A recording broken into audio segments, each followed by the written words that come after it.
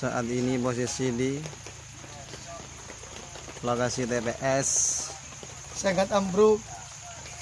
sangat ambruk Desa Gili Ketapang dikarenakan hujan yang sangat lebat dan angin yang begitu kencang.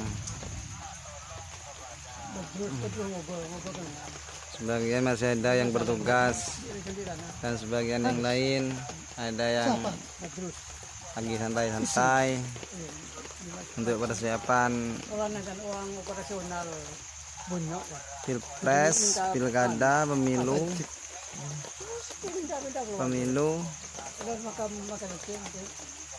17 April 2019 besok.